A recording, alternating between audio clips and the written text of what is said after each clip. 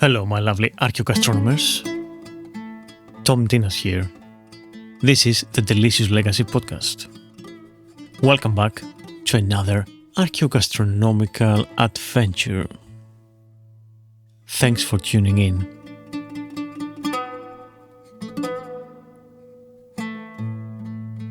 I might be stating the obvious here. There's a war going on in the heart of Europe, even now as we speak.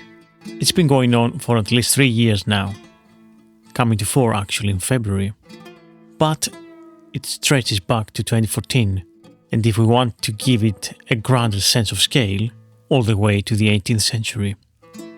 Even last night, Saturday, September 27th, 2025, Russia launched another huge missile attack and drone attack against innocent Ukrainians. 500 drones and 40 missiles. It might feel far for us, especially here in UK or at the edge of the Western Europe or in the USA. But in my experience and my opinion, we all know some Ukrainians affected by it. Someone in our neighborhood. You can even ask your Polish friends too. At the borders of Ukraine, and from there, it's not very far to assume that the war is raging in the heart of Europe. And all these questions pop into my mind. What is it to be exiled? To abandon your land and your house to the hands of an occupying force? The generation of my grandparents knew about war and dispossession and exile and destruction. Greek Cypriots live with it as we speak.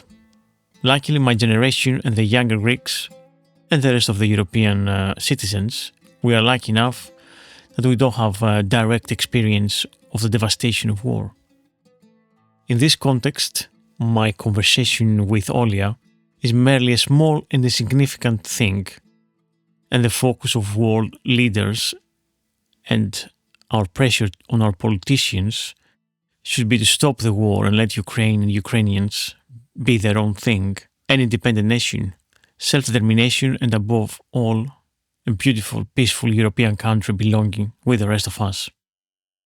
Ukraine isn't a grey, bleak place, especially in the south where the winters are mild and summers long with the Black Sea very near.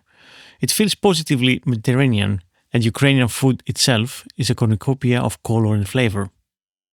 Some of the ingredients of the Ukrainian everyday cooking that they are a bit unusual for us are smetana, sour cream, thick and golden, parsley root, which looks like a lot like parsnip, but with celery aromas, syr, their curd cheese, unrefined sunflower oil, which has a strong fragrance of toasted sunflower seeds, sour cherry leaves, amongst many others.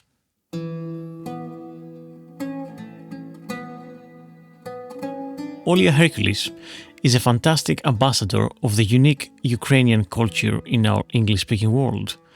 A Londoner for many, many years now, a cook and an author writing about food culture from Ukraine with recipes and traditions and ingredients from her motherland for more than a decade now. She wears many, many hats, appearing on TV and introducing us to the beautiful cultures, nations and people of the eastern extremities of our continent. And talking about nations of our eastern extremities of the continent, I think there's a point here.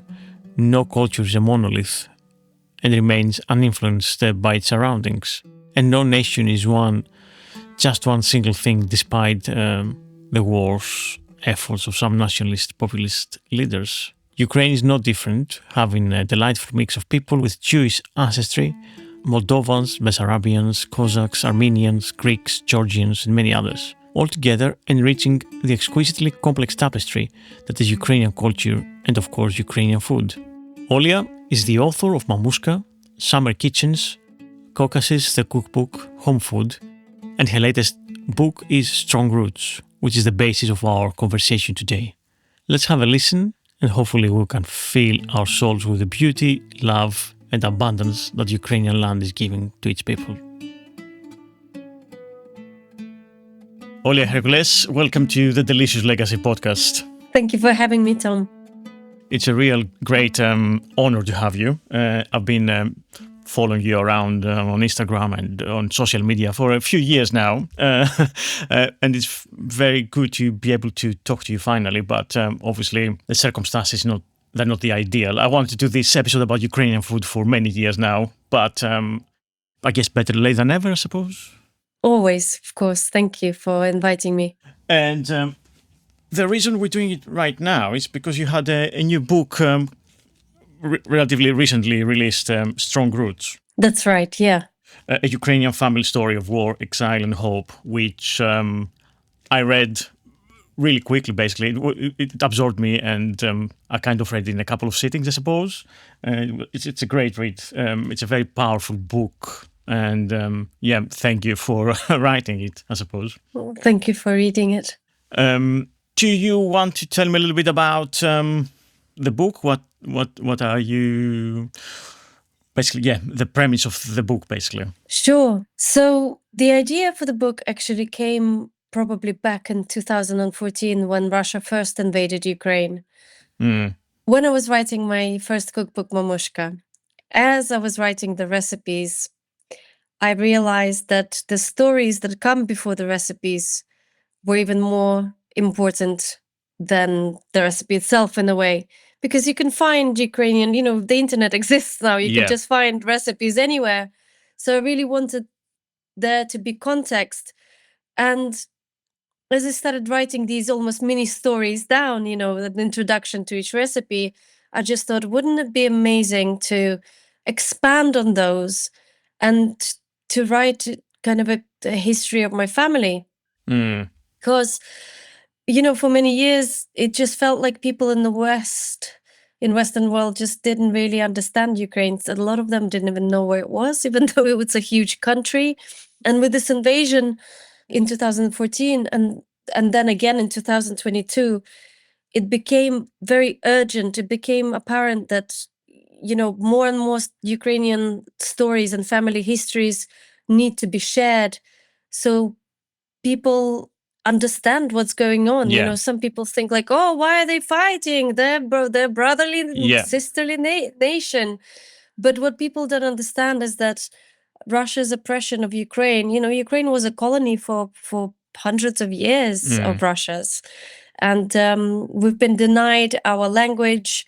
Every generation of my family has experienced dispossession, deportation, and war at the hands of Russia or the Soviets or Russian Empire, whichever form that kind of force takes throughout the years. The powerful and the elites always oppress. Exactly.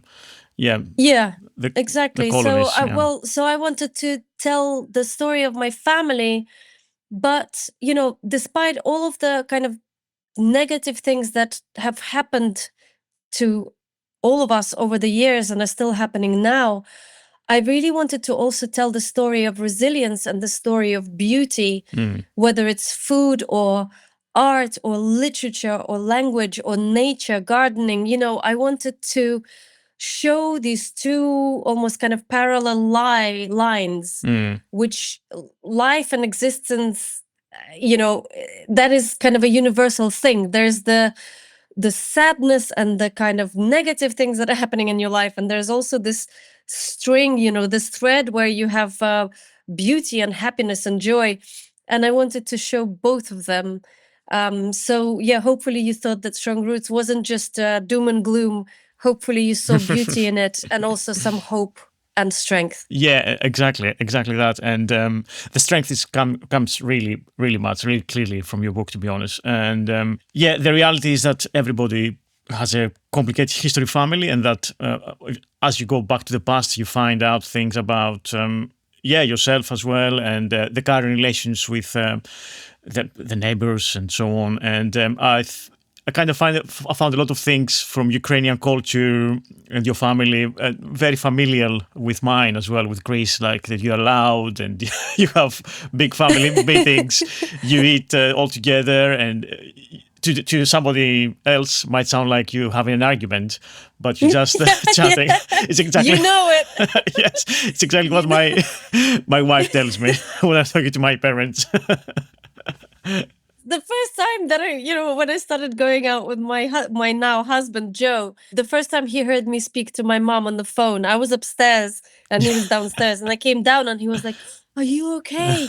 I'm like, "What?" He was like, did you have a really big argument with your mom? I'm like, "No, we were just talking," just normal. So yeah, there's definitely a lot in common. Especially I feel like South Ukrainians have a little bit of a Mediterranean vibe going on there, even though we're not by the Mediterranean Sea. But that kind of the mentality and soul that comes with a warmer climate. Yeah. We have that definitely. On that note, so you are from Kherson, right? I'm from the Kherson region. A small town called Kakhovka. Yeah, only 50,000 people in that town. By the river Dnipro. Yeah, by the river Dnipro. Yeah, that's right. And tell us a little bit about the climate, the soil, the geography there, and what. Sure. So the town that I grew up in is in the Kherson region in the south of Ukraine, and it's only about 70 kilometers away from Crimea, from the Crimean Peninsula. Crimean Peninsula in itself has a very unique climate, a microclimate. So, in winter, if we travel 70 kilometers down, there's no more snow. It's just literally like a very warm Mediterranean climate, like plus 17, plus 16 or something like that. But also where I was, it was cold in winter, but starting from April to October, it's hot to the point of like we have a saying like the pavement is melting, the asphalt is melting, that kind of hotness, and it's the steppe region. Yeah. So the steppe is this very unique kind of natural phenomenon. It actually stretches all the way from Mongolia through Central Asia, going into Ukraine and finishing in Hungary. So it's the flat plains, like actually a very natural route, a very natural trade route. So where we are, it's very flat. The biggest sky I'd ever seen. I'd never seen such a huge sky before. It looks like, really huge, vast golden fields of wheat and sunflowers and this cerulean blue sky. And it's so vast, this horizon, it almost feels like you can almost see the curvature of the earth. Amazing. If that makes sense. Yeah. It's really beautiful. Originally there were all of these virgin lands with this kovil grass, so these tall grasses, and it's a very kind of rich soil in the south of Ukraine. We call it chernozem, which means black soil. It's very, very fertile. So the combination of this fertility of this black soil and this incredible sun that we have, obviously, water, the river nearby, it created this very kind of favorable conditions for agriculture, really, but also for our home gardens. So if you go into somebody's house, for example, in my little town, and especially in the villages all around, you'd come in and every single household will have, a bit of a kind of a courtyard, an outside area, but there would be trellises with grapes. So grapes just fall, hanging over your head as a canopy. People in Greece would probably can imagine it quite well, what that looks like. And also, huge for grapes. So a lot of people make wine. Also, really famous for watermelons where I come from. So sometimes in the summer in August, you'd be driving alongside the road. Have you ever seen a watermelon field? Yes. my and grandfather's. You get these and you get these almost looks like a bare earth, but then these huge spheres, these massive watermelons everywhere. It almost looks post-apocalyptic. Yeah. I love it. And but imagine, on a big scale, it looks really cool. So, and the food, Ukraine is huge. Yes. It's bigger than France, even without the annexed Crimea. So up north, it's a different climate. It's woodland and mountains and kind of really earthy flavors like mushrooms and berries, etc. And then in the south, where I'm from, it's a little bit more, a lot of Turkic influences actually, because before Russia invaded Crimea in the 18th century, it used to, it was Crimean Tatars that have a very unique Turkic kind of culture. So it seeped through into the cuisine and where I'm from as well. So if you go to the market in my home region, you will see, mountains of these fresh herbs, for example, coriander and purple basil and dill and tarragon and you name it, loads of fresh flavors like that. You walk down the street in my town and apricots and sour cherries are falling on your head, When I was little and used to run around in the summer, I'd come back home and my mom would always check my feet because they would be black from the juice of mulberries because there's just, again, mulberry trees everywhere and you'd be, schlepping along this kind of like fermented mulberry juice all day. So it was a real cornucopia of this bounty of beautiful ingredients and fruits and vegetables, and it was just now that we've lost it, because my hometown is occupied by Russians right now, and most of Kherson region is occupied by Russians right now. I feel like it's lost paradise, I always appreciated it, but now I feel this kind of like such deep loss that I almost feel like I wish that I appreciated it even more. Yeah. I know it's heartbreaking. Tell me about the summer kitchens, because that's something I really loved in your book about this. The description about this. Everybody does the summer kitchens thing, right? So summer kitchens. I even wrote a book about it because I just love the phenomenon so much. So my third cookbook is called Summer Kitchens, and summer kitchens are, in a nutshell, they look like your regular house. So the houses in Ukraine, the traditional ones, are one story. They're kind of like whitewashed with lime. So these bright kind of like blue white houses with kind of like a roof like a child would draw it. Yeah. And then basically we would build something that is almost that looks exactly like your house, but it's just one room.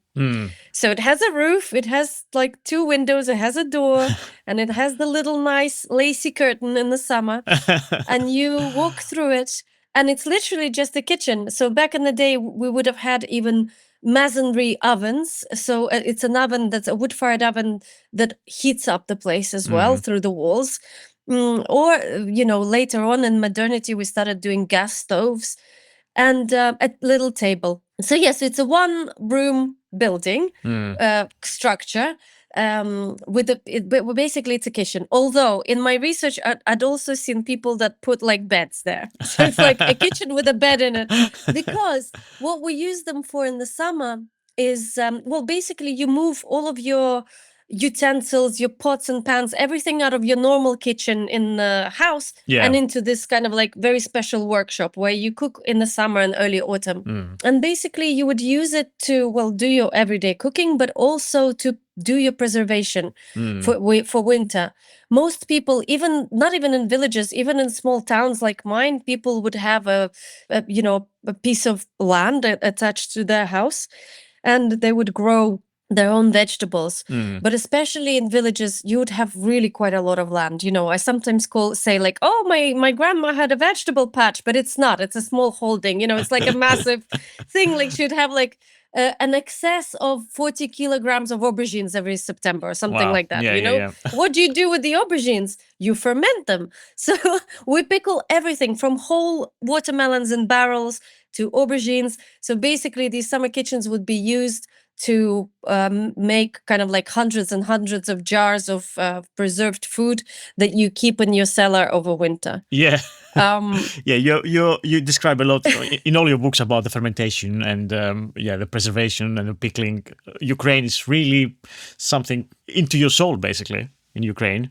Yeah, it's definitely, fermentation is definitely kind of like a part of our DNA. And in Ukraine we don't use that word, like fermentatia. I once used that word with my family, with my mom and auntie, and they were like, "What the hell is fermentatia?"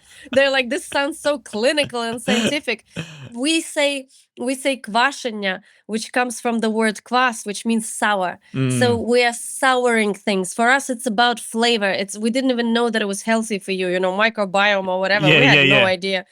You just preserve it. Probably started with the necessity that you have to preserve food over winter because you don't have that much, obviously, nutrients. And also we love with time, we just fell in love with the flavor. So we love these kind of like sour, puckering, kind of fizzy flavors. Yeah, I think these flavors. I think these flavors they actually make you eat as well. They open the appetite and they make you eat more stuff, nice stuff, and you feel exactly. You feel good. Exactly. But with this, so summer kitchens, so you only use them during the summer normally, and then you would kind of lock them up and you go back to your normal winter kitchen during the winter. But with this kind of full-scale invasion, they found a new role actually. So it became, sometimes there would be no heating because there's no electricity, or you'd have trouble, with gas or whatever. It's a war happening. So people found that actually, if you move into the summer kitchen in winter, it's just one room. It's much easier to heat it up. So I think quite a lot of the older generation, older people started doing it. So they actually moved into their summer kitchens. And another thing that has been very kind of profoundly eye-opening almost for me is that, my whole life I'd heard this expression, for Ukrainians, anxiety is a national pastime. So it's a hobby. We just worry about everything. Everything is just constantly like trouble is around the corner. But now I realize it's because of this years and years and years of literally having trouble around the corner in whatever shape or form it takes, invaders from everywhere, etc. That whole kind of process and tradition of preserving food obsessively for winter makes sense when crisis comes to you. Because for us, we all talk about the end of times or post-apocalyptic thing. Like it already happened for quite a lot of people in Ukraine with this war. Some of the people were trapped in their houses or in their towns during the invasion when the Russians were there, etc. And having that cellar, or the summer kitchen where you have all of these jars that you've preserved, it saves lives. It saved lives. When you have no shops and no markets and you can't go anywhere, you can go down your cellar, pick up a jar, and you have food. So now, before I used to kind of laugh a little bit about it, why are they obsessively preserving so much, and why is everyone such an obsessive feeder? You are not allowed to get out of the table unless your stomach is like this and your grandma is shoving you another. You met my mother, haven't you? Yes, exactly. Well, you guys know it. So summer kitchens, there's a romantic kind of story about it, which I talk about in my cookbook, but there is also very practical, pragmatic, and life-saving story as well attached to it. Absolutely. I mean, that's one thing. I think people in Europe, obviously, they don't really realize much about Ukrainian history and Ukrainian people. They don't know much about them anyway.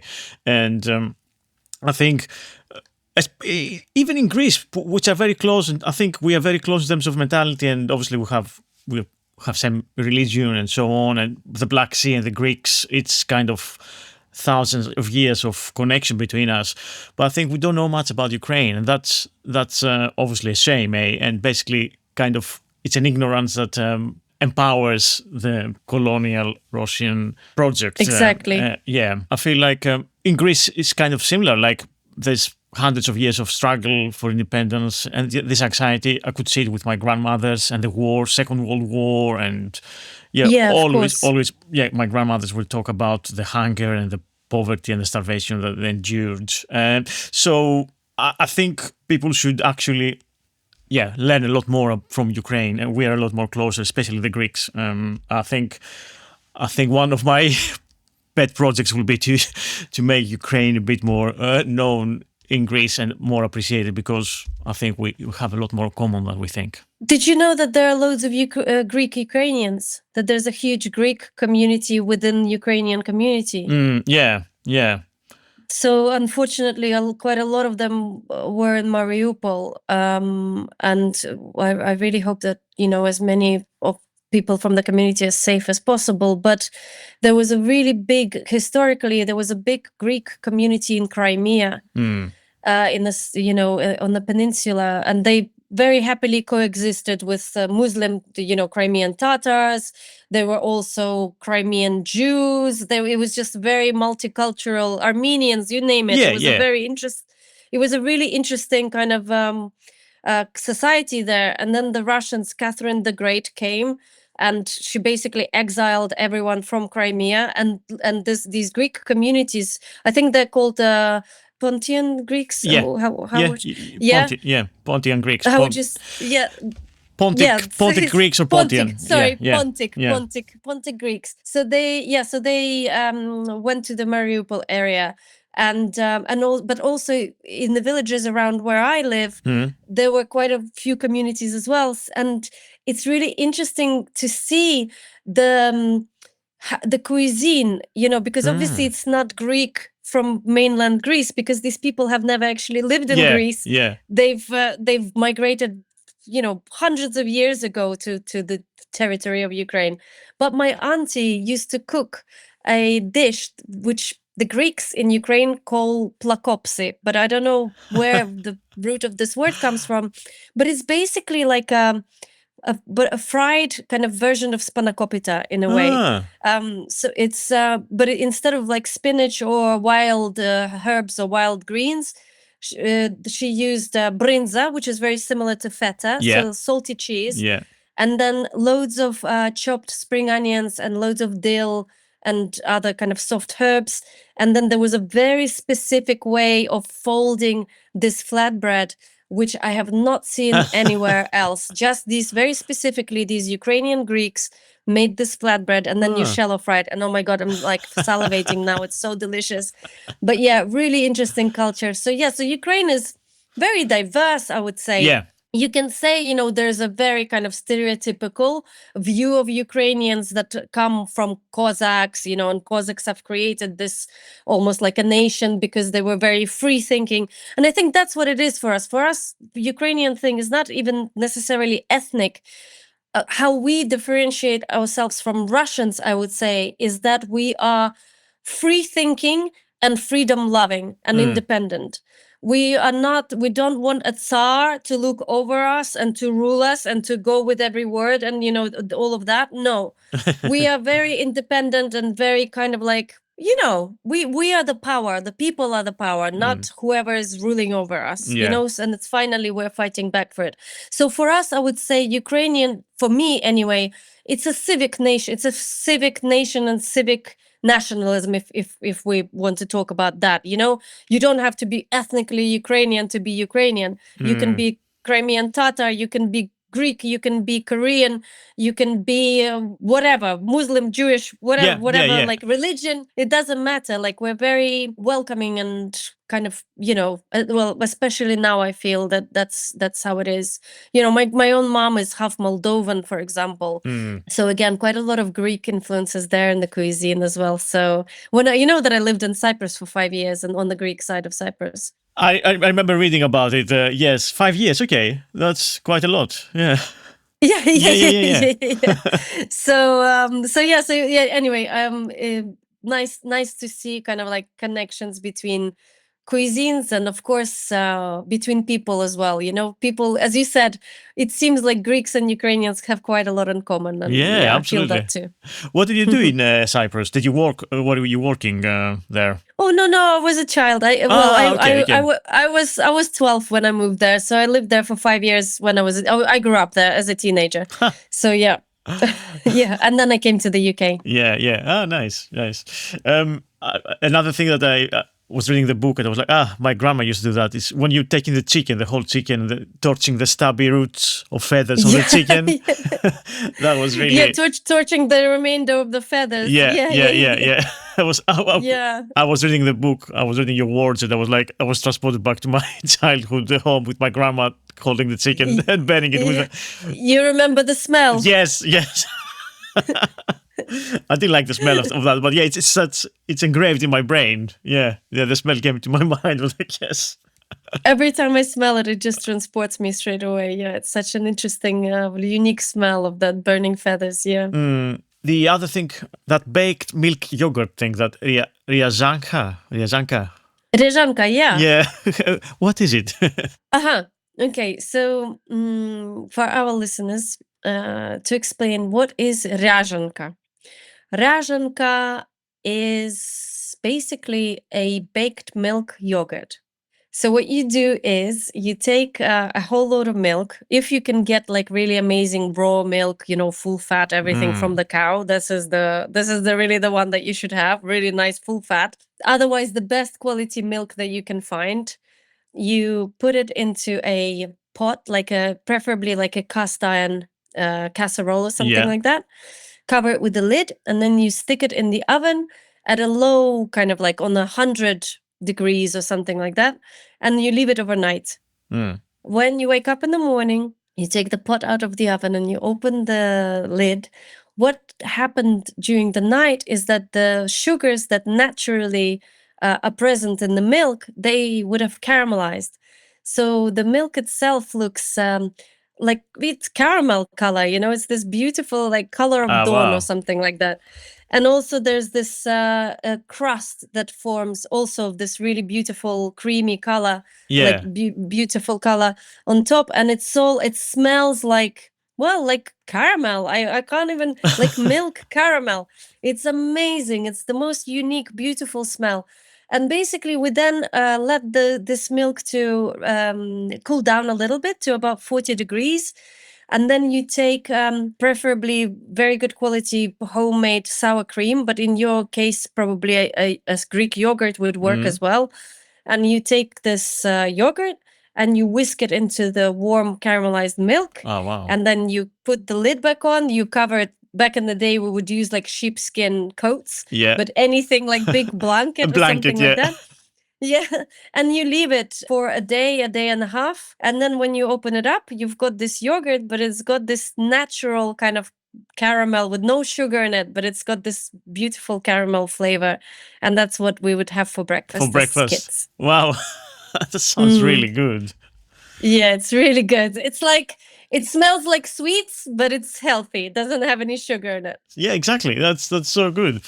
Yeah, I never had that before. That's really beautiful. The other thing, like from Ukrainian food, what we as people that we don't know much about it, what we should love, what is the thing that you think it's more iconic from Ukrainian food and food culture, basically. Yeah. These will be quite stereotypical things to mention, but I think it's okay if the listeners have absolutely no idea about Ukrainian food. As I mentioned before, Ukrainian food can be very diverse. Yeah.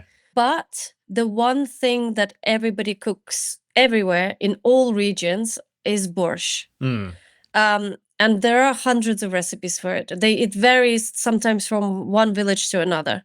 It's but essentially it's a broth. So it's not a cream soup. No. It's like it's liquid thing with loads of vegetables in it. And people call it a beetroot soup. And I mean, we put some beetroot into it, but it's not really. I wouldn't say like, oh, the main ingredient is beetroot. And Yeah, you in can't the south do it of anywhere. Ukraine.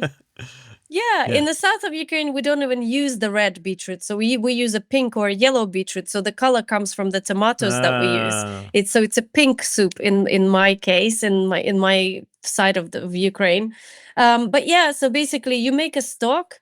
It can be beef, pork ribs, or chicken, or duck, or you name it, fish, or vegetarian with mushrooms, any stock that you like. And then we fry some carrots and onions, and we add until it's really nice and kind of like sweet and soft, and we add it to the borscht. And then you add potatoes, and in Ukraine, the south of Ukraine, red kidney beans, and sometimes celery leaf, and loads of cabbage and tomatoes. And so it's basically like a very rich broth full of vegetables and meat sometimes, or mushrooms or whatever. And it's got a very unique flavor, but it also is very different from place to place, And it's something that I often say, how in Asia, quite a few cultures, if you say, have you had rice today? That's their greeting. That's their like, hello. Yeah. For us, it would be like, have you had borscht this week? I think that will be a hello in Ukraine. Yeah. Everybody has it. My mom, when she comes to visit us in the UK, she's just like, she needs to have a broth every single day. She can't live without it. She's missing home and she needs to have it. But just not even that. It's just like it's programmed into us. Every day you have to have some kind of a broth, like a soup broth. And normally it's in quite a lot of it's borscht, you know. Yeah. So yeah. It does sound quite healthy though, like all these vegetables and yeah. Oh yeah. Like absolutely, it's very healthy, and like one of those dishes, you know, it becomes better and better each day. So actually, on day 2 or 3, that's when it peaks, and it's just like, oh, it's amazing. I should make it more often, really. You should, please do.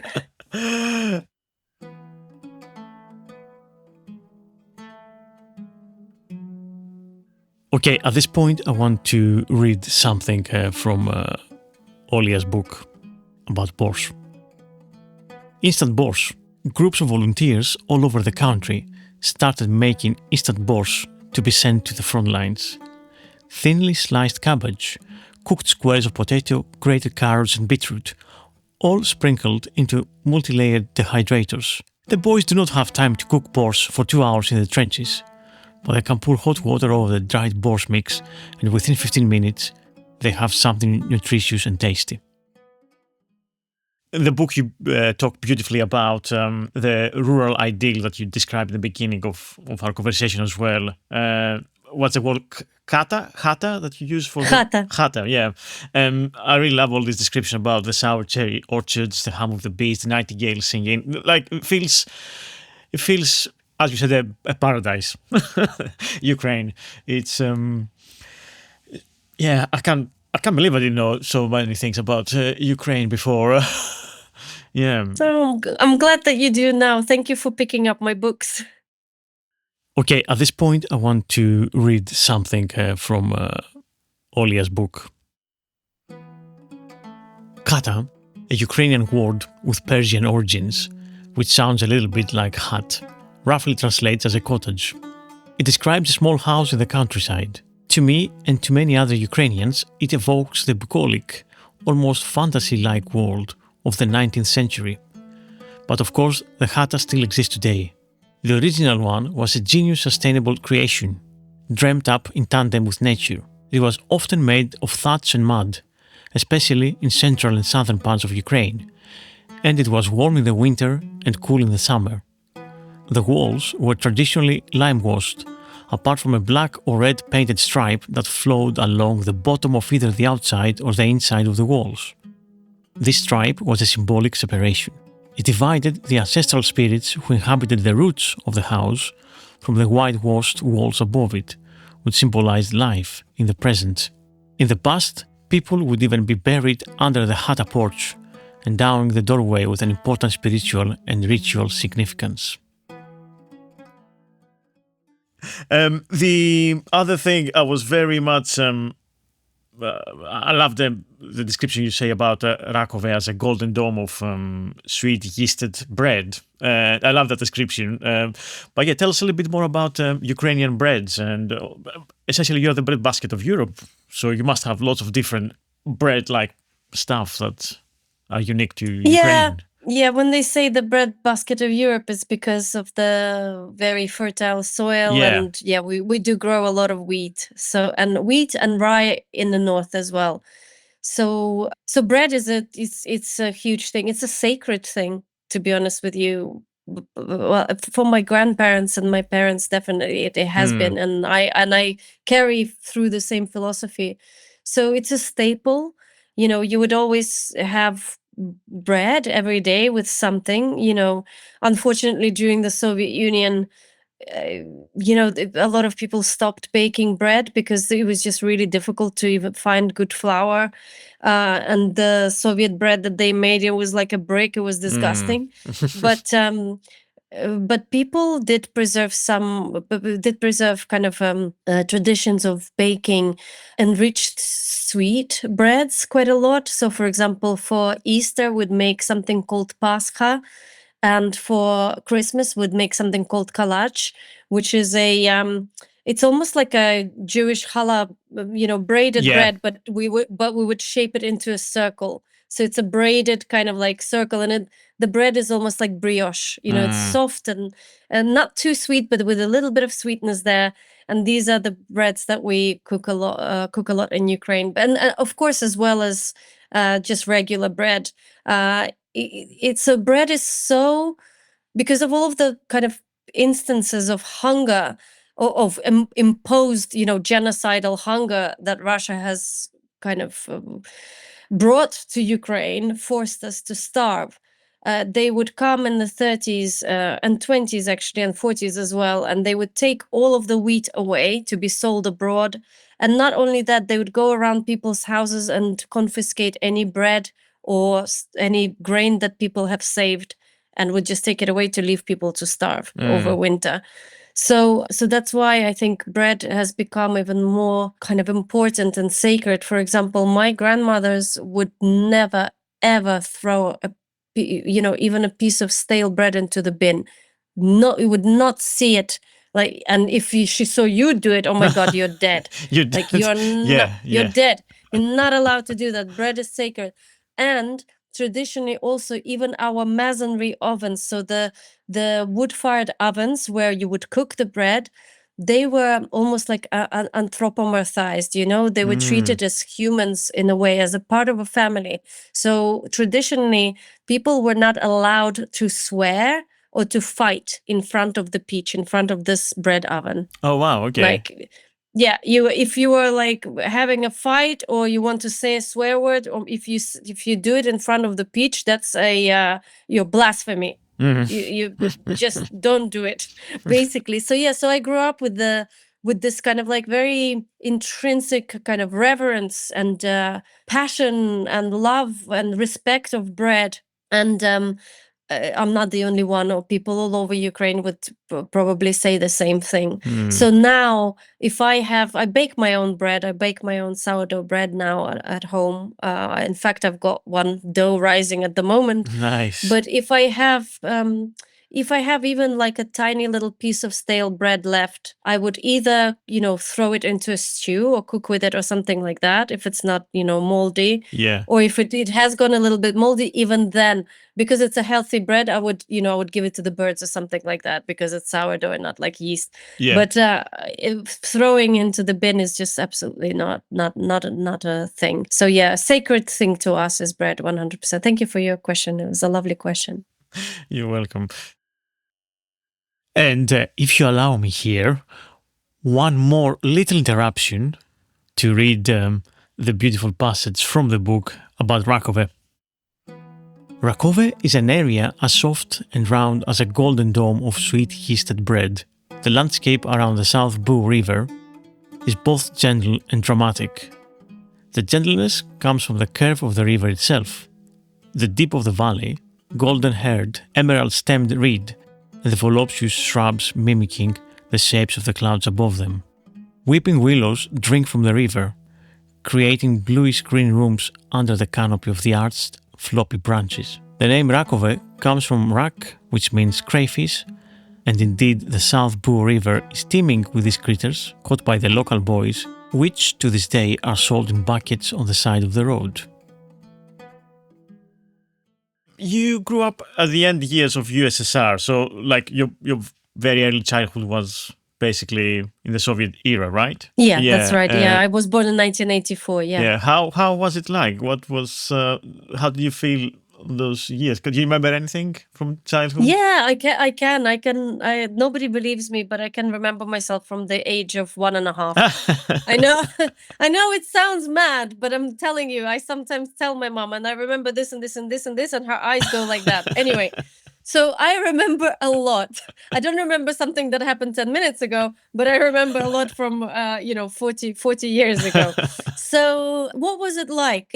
So for me, because I was such a small child, it was a happy childhood, but that's because I was shielded from everything else that was going on around me. I didn't understand that I was actually growing up in occupation, that we were not allowed to leave the country, the Iron Curtain, You were not allowed to go and see the world. The world was not allowed to go and see you and learn about your culture and learn about your language, whatever. So all of that was going on, and for my parents and my grandparents it was very tough, but for me, I was a kid. So those years that I remember, late 80s, of course they were kind of romantic and happy, because I grew up in a very happy and beautiful family that was just very kind of like under the dome of my family. That's how I grew up. So that's kind of, those are my memories. Having said that, I do clearly remember queuing with my mom for I don't know, to pay to like for some kind of a communal, I don't know, paying for electricity or queuing for mayonnaise or something like that. Oh my God, these massive long queues. And that was definitely a negative memory. Even for a little happy child like me, it was boring and horrific. And you just imagine, you just have to wait in this queue. And the queues were so bad, Tom, at that time, especially in the big cities, that some people turned it into their job, basically, to go and stand in the queue and then to sell their place in the queue to someone who has a little bit of money. Can you imagine? Yeah, no, like insane. Some of those queues were like people queued for, like, I don't know, if it was something super special that comes once in a blue moon, it'd probably be days. Like, people would camp out. It's crazy. So so that was my childhood in the 1980s. And then, of course, the 1990s I also remember, and that was tough. And I remember that, the grimness of that period, because the Soviet Union has just collapsed, and there was just so much chaos and criminality. And I still remember the electricity was constantly switched off and all of that kind of stuff. Although, to be honest with you, I liked it when they switched off the electricity, because that meant that we it would mean that we would all sit at a table in the kitchen with candles on, and I really liked candles, and I would like be reading or doing my homework, and mom and dad were there and my brother, and it was just kind of like just a really nice way to huddle us together, although I'm sure my parents felt differently about that. True.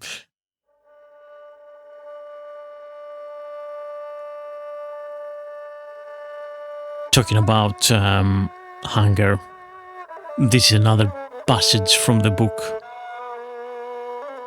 The thin strip of the curb was a motley mass of pale purple and dusty green, what they called sudanka, sorghum or Sudanese grass, and skriricha, wild amaranth.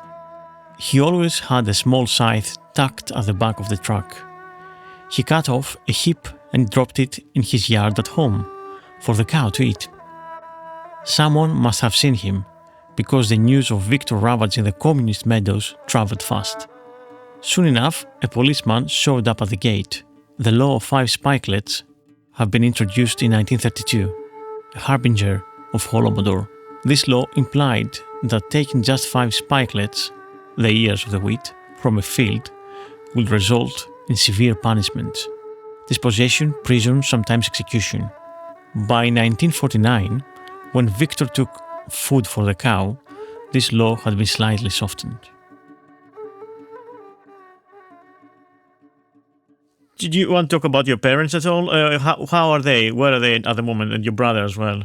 Yeah, thank you so much for asking. My mom is in Berlin. So for our listeners who don't know my story, my parents were in my hometown. The Russians rolled in their tanks. My parents, like many other people from the town, tried to resist and protested. And then the Russians started shooting into the protesters. And I convinced my parents to leave. So they just packed 2 small suitcases, threw them into the car, and they just ran, basically. They drove through Europe and eventually ended up in Berlin, where I have my family. So my cousins have lived there for 15 years, and they have basically a space for my parents to stay in. And my mom is still there, but my dad stayed for 2 months and he couldn't do it. He said, he couldn't stay in Europe. For him, there was nothing there. he said he was going to die from depression and that he needed to go back to Ukraine and do something to help. Yeah. He's now 68, so I guess 69 almost. So yeah. So he left and he's now in Ukraine. My dad, I think physically he's not doing so well, but psychologically I think he's doing the best out of all of us. Even though he's in, so obviously he can't go back home to where he is. So he's staying with his sister in another region of Ukraine and where missiles are falling all the time. But he's got his sense of purpose back. So he's an engineer originally, and he went back to Ukraine and learned from YouTube videos. I think he's a genius engineer. He learned how to convert an old tractor into a minesweeper. So, a machine that would go through the field and demine it, get rid of all of the mines. And it's remote controllable without a driver. Yeah. So he's doing that. He's almost finished. So he's got his purpose in life, and he sounds very strong, at least on the phone. My mom is in Berlin and she's with my family there. I'm going to see her in a couple of days next week in Vienna. We're going to go see each other there. And she's okay. I think it's the toughest it's for my mom. It's, they worked so hard to have their beautiful home and to grow that incredible garden and orchard that she had. She was getting ready to retire and to enjoy the river and her embroidering and gardening and all of those things. And now the Russian FSB officers are living in our house. So, it's unimaginable what that feels like. I really feel for her. And I think for her, it's really tough, especially when spring and summer comes, when she knows that her garden should be blooming. And but we are also surviving. Everybody's alive, and that's the most important thing. My brother is still in the army, but luckily he's not anymore, running around with a gun in the forest like he did when he was defending Kiev in February 2022, but he's now in the logistics side of things, so more of an office army job, which is a little bit, less scary, even though he's still on the front line. Yeah. So everybody is alive and relatively healthy. So I can only thank heaven's ancestors, whoever is looking over us and after us, for that. And we keep going. Thank you for asking. Yeah, no, it's important. I mean, and I love your father's engineering skills. And when I was, obviously, I knew about that from online when you posted stuff about it on Instagram. And just a genius idea. So hopefully that's going to be finished soon. And it can be put into action and help Ukraine recover. Yeah, thank you. Well, it's the most mined country in the whole world now. Jesus Christ! It's almost the size of Germany within Ukraine is mined. What? Which means that our forests and our places are no longer safe to walk around in, unless we have some kind of a big kind of program where they go and demine as much as possible. Yeah, it's horrific. Pure evil. I don't get it. It is. I don't. Yeah.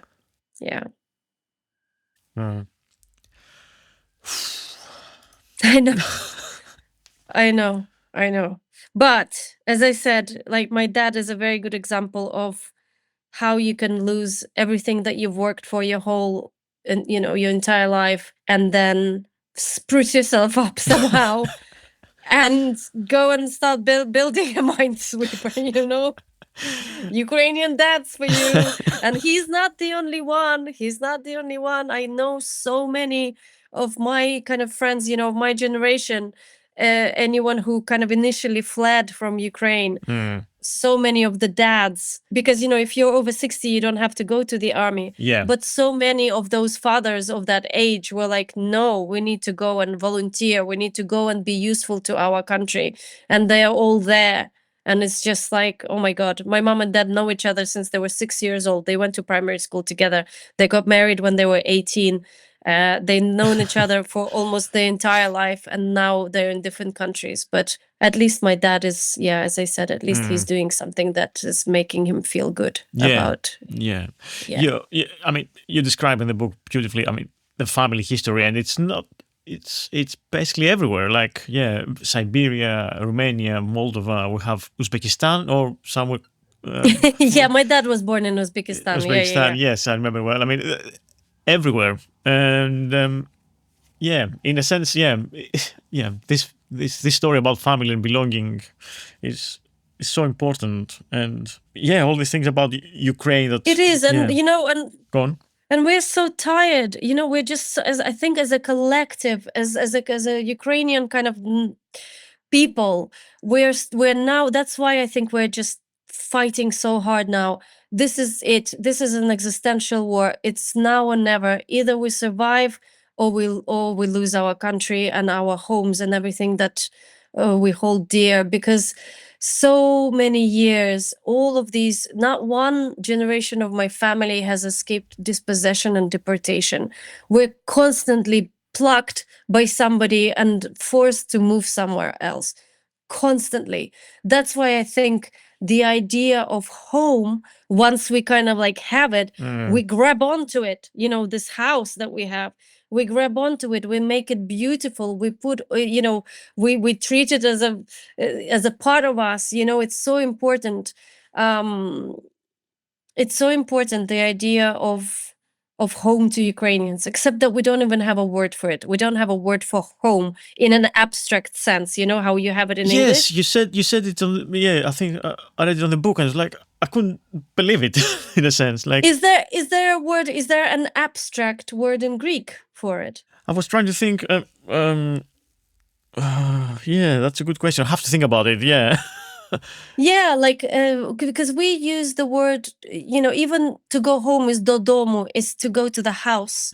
So basically, we don't have the abstract, but the house represents that kind of idea, the broader abstract idea. So house for us, like bread, is a sacred thing, and it encompasses everything. It encompasses the idea of home, of coziness, of everything. The house is already that. You know what I mean? We don't need kind of like an abstract word to describe something that's, is already there in front of our eyes almost. Yeah, how interesting. Yeah. Yeah, so I think we can start wrapping up here. Sure. Do you want to tell us a little bit about what people can do to help Ukraine, and what organizations are there that we can contribute? Sure. Well, thank you so much. This is brilliant that you asked that. So in terms of how you can help, I know that times are hard right now, and there's so much going on. You don't know where to donate, and maybe there's not even money to donate with. So actually, what I would urge people to do is to reach out to their communities, to start from very close to you. It's so tempting right now to look at the world from above and be horrified and just don't know where to go and how to help this nation or whatever. And my idea, I think that if we stop isolating ourselves, if we start kind of like being involved in our immediate communities and start building from that, that's how we bring bigger, more systematic change in the world, including helping Ukraine.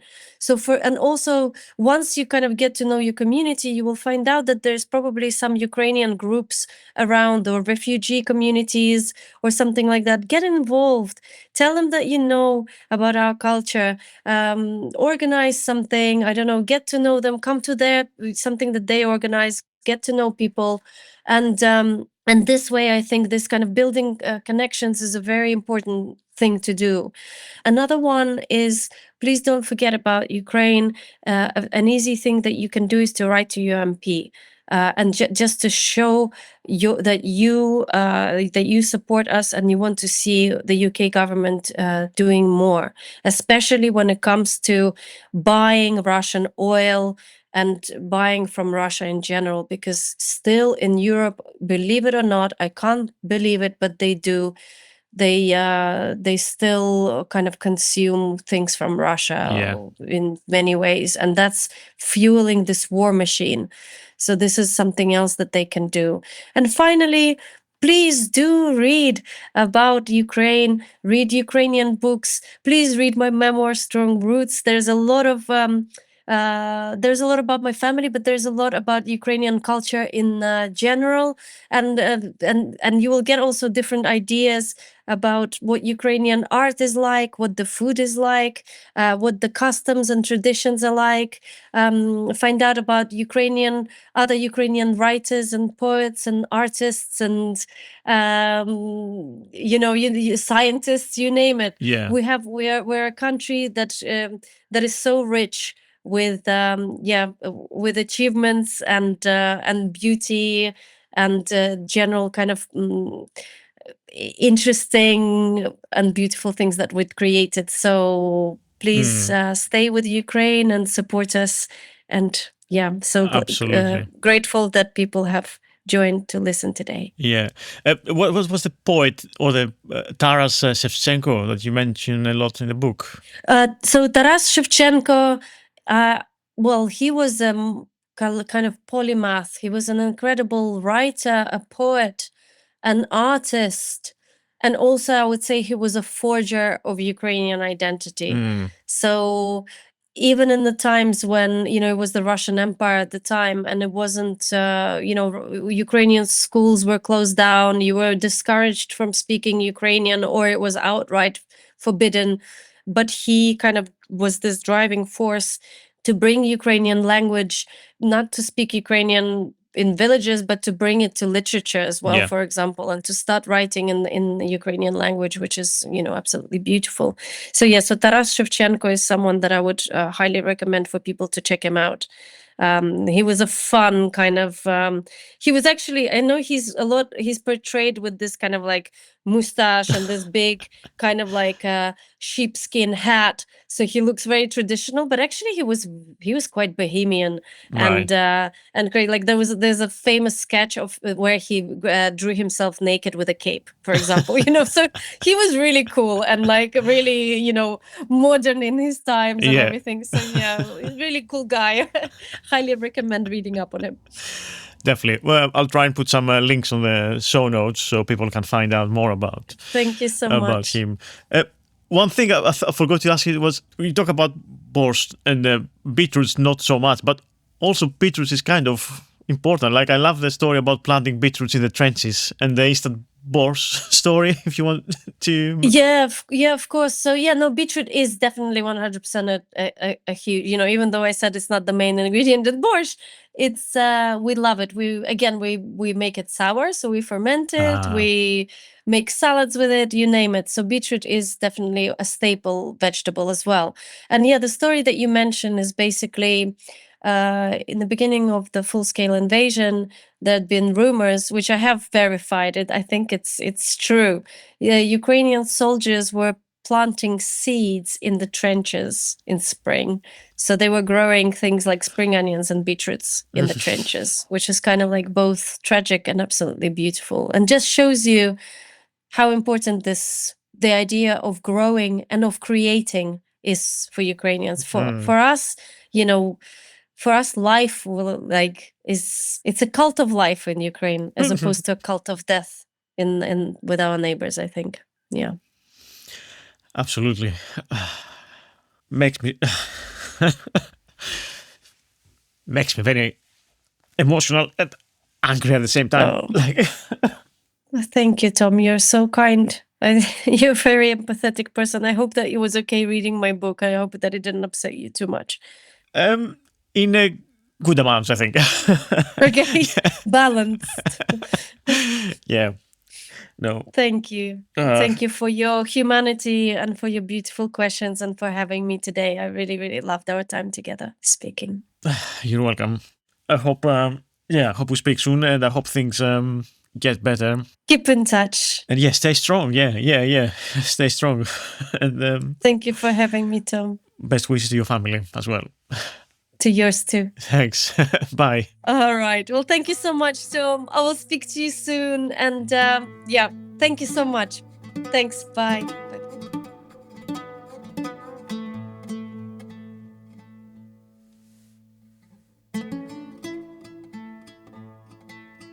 That was Olia Hercules, a Ukrainian cook and author.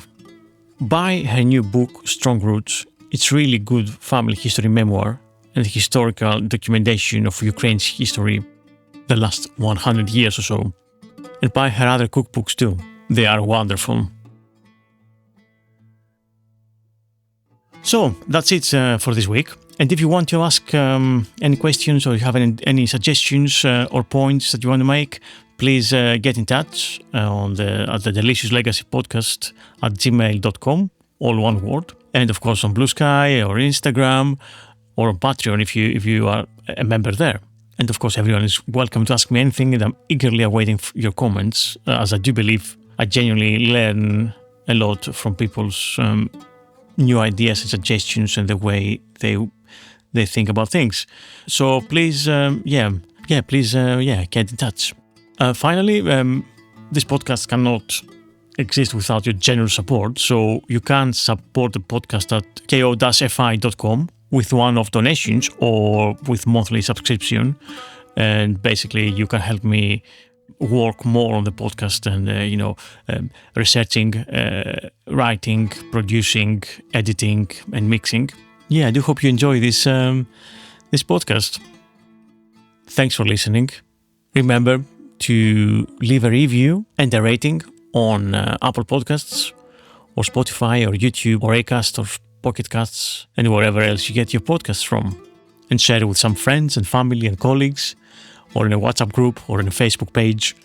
And the podcasts are all about food and history and traditions and how all relate to our modern day and age. We have a lovely food history festival happening on the 18th of October, pretty soon. So do get your tickets if you haven't got them already, where you get a 25% discount for you, my dear listeners, if you put the code SERVE25 on the Eventbrite link that I will include on the show notes. That's it for this week. Thanks for listening. I've been Thomas Dinas, and this was the Delicious Legacy Podcast. See you again next week for another archaeogastronomical adventure. Bye!